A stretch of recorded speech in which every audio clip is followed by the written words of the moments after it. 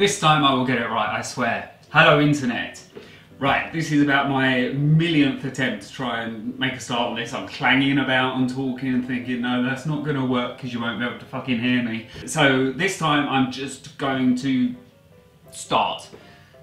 Protein flapjacks. When we were in a band and touring all the time, I needed to be able to take my breakfast with me because sometimes we'd have early starts and I'd need to be eating on the run. Over time, developed this recipe, which is essentially porridge, but in flapjack form. I find that I can have it in the car when I'm driving around and I can just scoff and go. And I've blogged about them in the past, they've been popular, so I thought it was about time that I actually did one of these things, a vlog or YouTube video or whatever the fuck. So, here we go. Are you excited? You need one of these. Let me just explain. It's a bit cold and I keep wiping my nose, which is probably not very hygienic. So give me 2 seconds, I'm gonna blow my nose.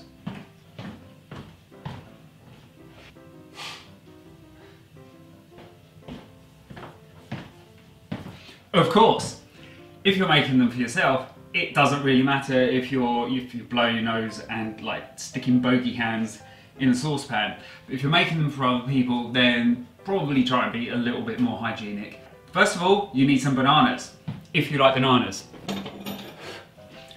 I happen to love bananas, and this is the basis for this recipe. I use 2, and you basically peel them, you stick them in the saucepan. I should mention, I've got another camera here, a little GoPro, which I can go like that, and I can say, look, this is what's in the pan. I'm also using the second new camera, because I sent the first one back because it was good. But then I've got a camera which kind of, not a camera, a phone, which did kind of the same thing. So I thought, well, I could get a fancier camera. So that's what I've done. So that is a DSLR. But I keep looking at that because the screen's there. But I've got to remember, look at that. It's got one of those boom mics on top, so hopefully I'm not speaking too loudly for it. And hopefully the picture quality and all of that bollocks is going to be better. Okay, you take your bananas and you mash them into a mushy pulp. This is a very cold room that I'm in, so the bananas get really hard. Now you can make up your own pun and your own innuendo there about hard bananas and that kind of thing, if you're that fucking childish, which clearly I am. You can change the ingredients around to suit you, suit your tastes, your diet. For example, Vikki hates bananas, and I have made this for her with apple as the base fruit, and I have made this for her with pineapple as the base fruit. Actually, the pineapple one was a bit crumbly, so that's a really good one to go for. Okay, just check the banana to make sure it's okay. And now I will demonstrate. There you go. It's brown sugar. Now, I do have a ridiculously sweet tooth, but the thing is you also need a little bit because it binds it together, and I've tried it without and it just doesn't work. There's something that doesn't work and it just doesn't all stick together and it just falls apart. Now, I'm only using a little bit. You saw there that was half a tablespoon really. Next up, this stuff, ground cinnamon. I get mine from Tesco's, it's about 85p, and you scientifically do that until you get that amount. Protein. This is what makes it a protein flapjack and not just a normal flapjack. So this flavour protein is maple syrup and pancake. I've tried it with latte, which is really, really nice, and chocolate orange, which is also really nice. So you put a scoop in there. Now you need oats. I favour the Sainsbury's Taste the Difference oats. Look how oaty they are. I used to buy cheap oats, and I thought an oat was an oat was an oat, but apparently it's not. These are much nicer. I will show you one up close. See this? See how delicious that is? Here I have 7 tablespoons.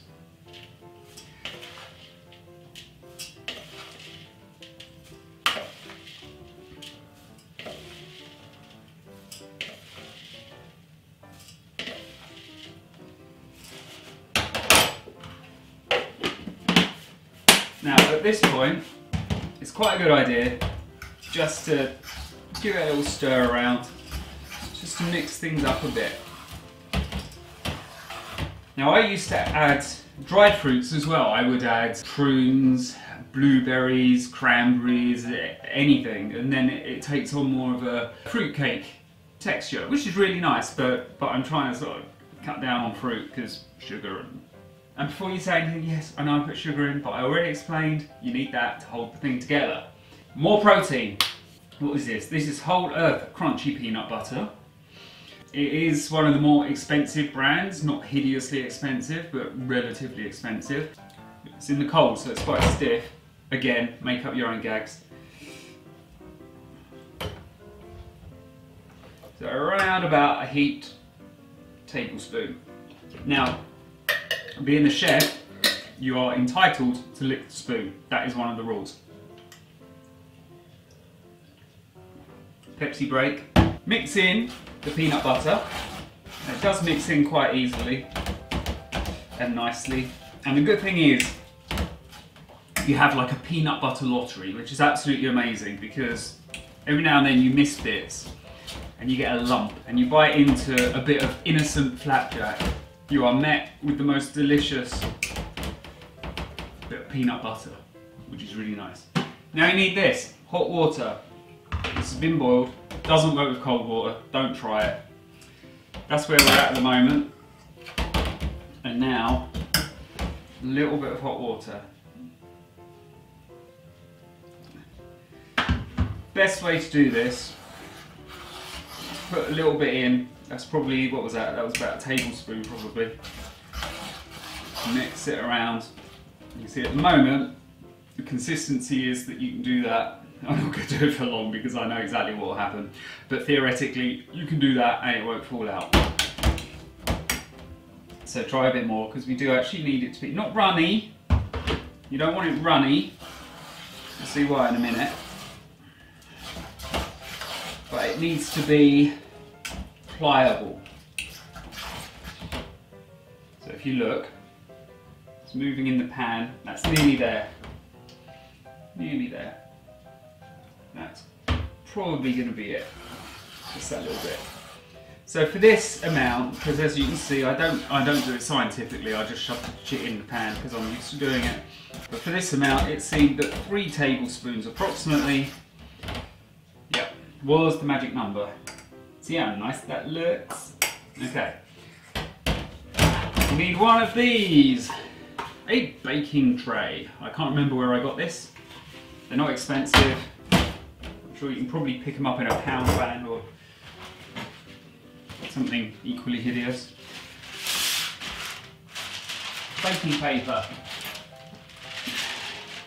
Now you want enough just because you don't want it sticking to the tray. This is like the Great British Bake Off, isn't it? I just realised. Now which one would I be? Would I be the old lady? Or would I be the bloke with blue eyes? We'll go with the old lady. She's got a bit more sex about her.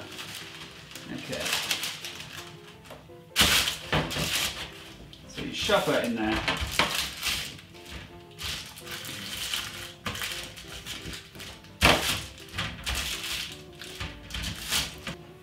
And now, see sometimes what happens, can you see there? It's probably still a little bit too thick because sometimes the oats soak up a little bit more of the water and it gets a bit thicker again. Okay. And now, stick it in the baking tray, like so.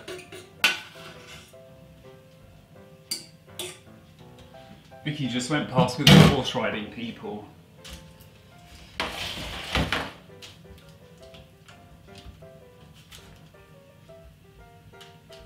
If you email her and pay her lots of money, she can teach you to ride a horse. I should warn you though, she's broken ribs and she's broken ankles. Not her own, people she's taught. That's probably a bit unfair because it wasn't her fault. The horse did it after all. I'm going to get my head kicked in for that. Okay, so you spread that out so it's roughly square in the baking tray. This is not as neat as normal, it's because the camera's there and I'm concentrating on showing off to you lot rather than actually cooking this. See? It's in there, like so. And now it goes in the oven. My oven is down there, you can't see it. I don't know if that can probably pick it up. I'll do a sexy little bend over, so if that can pick it up, then we'll get a butt shot, okay? So let's see what happens. Let's just tidy myself up a bit, because if the rear is going on display. Right, okay.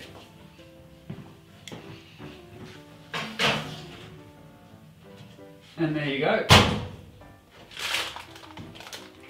Now that is in there at gas mark 6, or just under 6. Now, in the best tradition of all TV chefs, of which I am not one, here's one I made earlier. Now when it comes out, after 10 to 15 minutes, it should kind of be that colour. The best thing to do when you take it out of the oven, leave it to cool. And now, you cut it up in half. And then into little flapjack bars.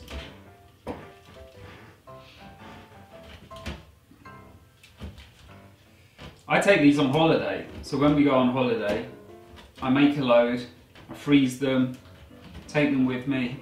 They last for ages. Put them in a little baggie, freezer bag.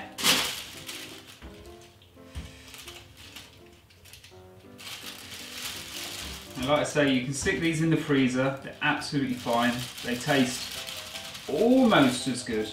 I actually prefer them cold when they come out of the fridge. A bit weird like that.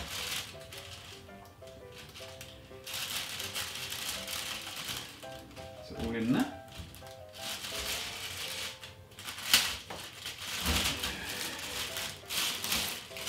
And that's it, you're done. That actually constitutes my breakfast, that amount.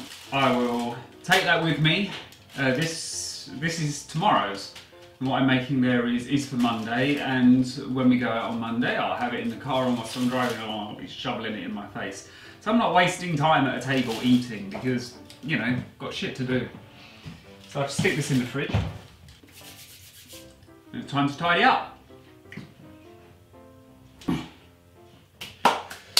Like I said, this recipe was developed because when we toured, I didn't want to rely on service stations. I don't accept the excuse that there is nothing to eat. You know, if you're going to go somewhere and you don't know what the food's going to be like and you want to watch what you eat, then you take it with you. You know, you're not a child, you don't need a parent to look after you. So own your problems, own your food. Be responsible for what you eat. I can go on holiday and I can take this with me. I eat it on the plane, and then when we arrive I have it every day for breakfast. What we normally do is I normally carry it around with me, and then we'll stop somewhere like in the middle of the Colosseum or something like that, and I'll shove it in my face then. If you want you know, food on the go, if you want snack on the go, if you want breakfast on the go, this is perfect. If you're doing the school run, this is perfect. It's so good in so many ways, and like I said, you can add dried fruit. You could try different flavoured peanut butter, you can try different fruit as the base, you can try different flavoured proteins, anything that you want. Just experiment, muck about, have a bit of fun with it. After 10 minutes, it's... Can you hear that? The top is a bit stiff, slightly browny. Needs just a little bit longer. I would love to hear, if you make these, I would love to hear your version of it, what you did to it to make it special for you. Tell me down there. Ah, nuts, that's what I used to put in it. Crushed nuts, they are so nice. But obviously if you stick nuts in there, you are adding shitloads of calories and fat. So be careful. Unless, you know, if you're bulking, then that's absolutely fine. Then stick all the nuts in there that you want. And thanks for watching. This is nearly done. This will be my last bit. Checking this. There you go, you can see that? That's just about perfect. A little bit of browning, and that's great. And like I say, it's hot now. You can eat it like that, it's absolutely fine, obviously. It's not going to kill you or anything. It's just not as nice as it is when it's cold. It's like getting a cake out of the oven. That's it for now. See you next time. I should say actually, I will be back. I want to show you healthy, low-fat cooking recipes, stuff that I've developed over the years. So come back again. Bye-bye. And also, please subscribe.